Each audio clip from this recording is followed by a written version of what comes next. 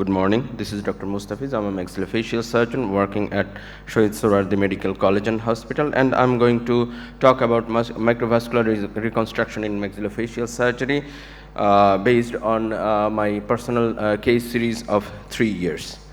According to Globocon, in Southeast Asia, 35% of malignancies are head and neck malignancies, and among them, oral cavity is the most common site.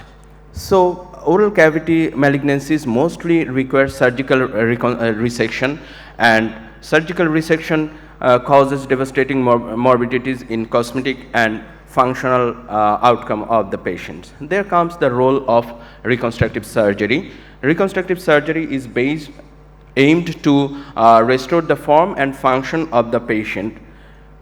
In past, most of the time, the reconstructive ladder was proposed to follow to start the reconstruction from the easiest procedure to the advanced procedures. But after the advent of microvascular reconstruction, which has given the reconstructive surgeons liberty to choose the flaps from any part of the ladder, that means the surgeon can start from the free flap earlier. Then if that fails, he or she can move to the local or regional flaps.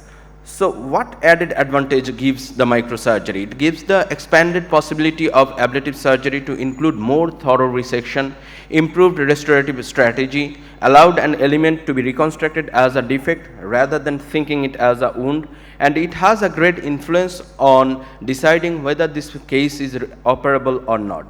So based on this, we have planned our study. This was a prospective cohort which was conducted among different private centers in Dhaka, mostly operated by me and my colleagues in a team from February 2020 to 2023. All patients were assessed pre-operatively, 2 months post-operative, 4 months and 6 months post-operatively.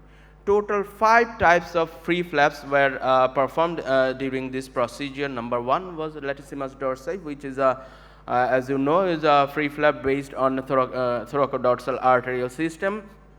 Like we have done in this case, this is a case of stage 4 squamous cell carcinoma.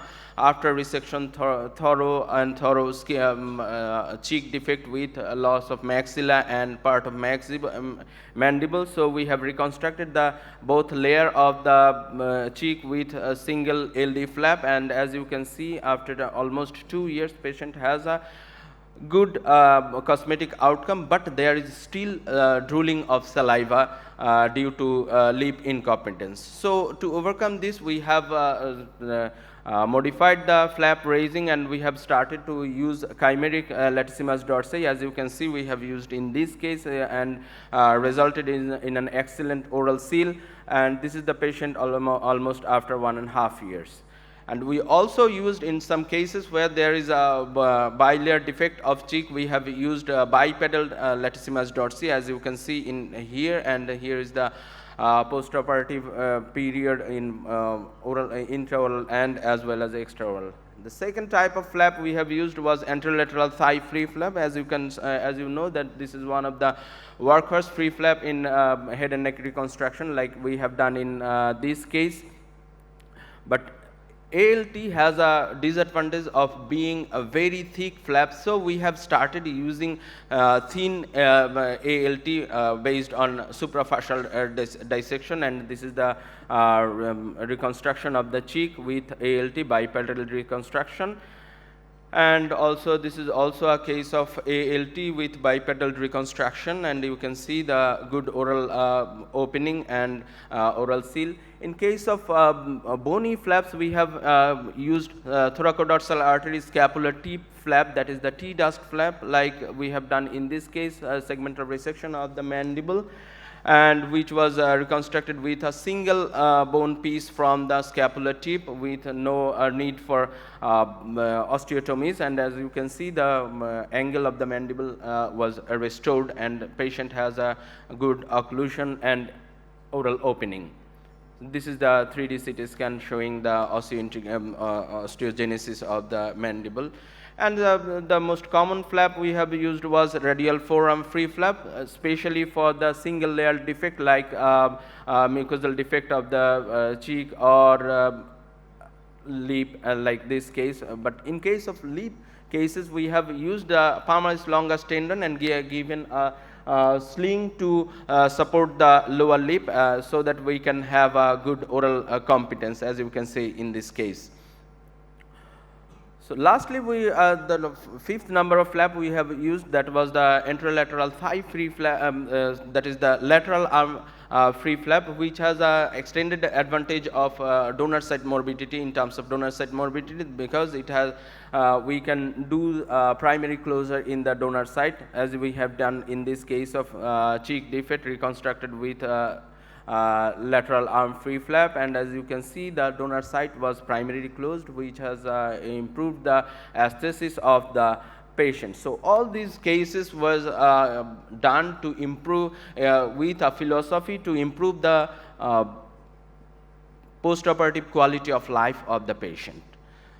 So a total 66 patients out of 81 completed the 4 assessment of study. Male and female ratio was almost the same. Histologically, 94% was squamous cell carcinoma, and as you earlier, as I have mentioned earlier, that 5 types of free flaps was used. All scores were calculated for each parameter, which showed a progressive improvement over the follow-up period.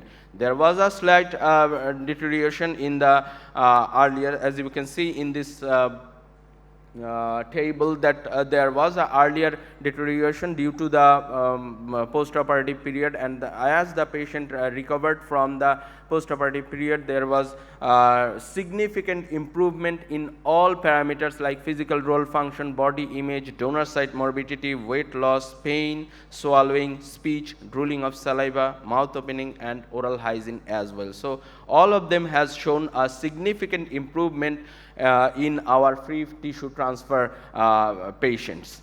As you can see in this graph, there is a deterioration in the number, that is the improvement of physical role function, body image as well. So there is still improvement in speech and drooling of saliva. So in summary of my result, there is an initial deterioration of physical scores in the immediate postoperative period during radiotherapy, followed by gradual improvement over the succeeding 1 to 3 months period. Patients with advanced stage cancer have worse symptoms and function scores, rather greater deterioration over time than patients with earlier stage of cancers. So we must conclude like that microvascular free flap reconstruction after ablative surgery in locally advanced head and neck malignancies has a profound impact on improvement of quality of life, and free tissue transfer have proven to be very reliable to various types of defects in head and neck area. As there was a question in my topic, that is it a need or an extravaganza? Our experience showed that free tissue transfer or microvascular surgery in head and neck reconstruction is a need. So we must improve our skills to overcome the problems of quality of life and to improve the quality of life of the patient. So thank you very much.